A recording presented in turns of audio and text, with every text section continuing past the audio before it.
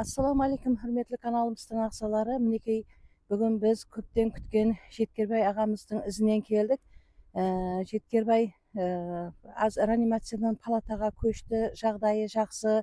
Құда қалесе осының жақсы болып жүріп кетуіне тілектеспіз. Жеткердің жағдайын сорап атқанларға рахмет, әммеңізге жағдайын сорап қызығып жатырсыз.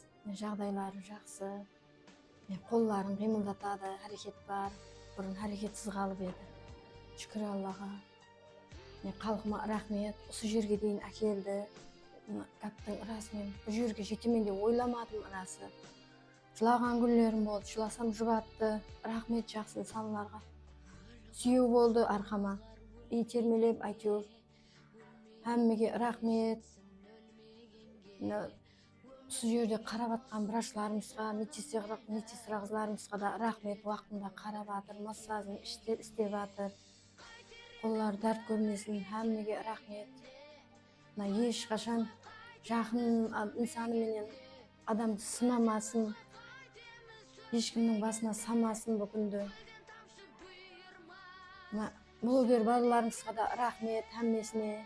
Алла разы болсын, ораза айында істеген сауаплары Алла даргайында қабыл болып, семьясына еселеп қайтсын. Рахмет әммеңізге.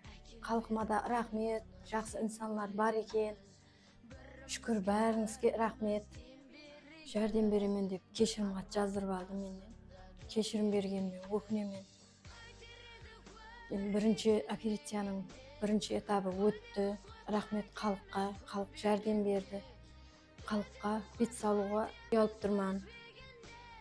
Енді екінші операциясы құда қалесе 6 айдан соң давам еттіріледі екен. Ол қанша сума екенін білмеймін. Түркиялық врачлардың өзі келіп істейді екен оны да.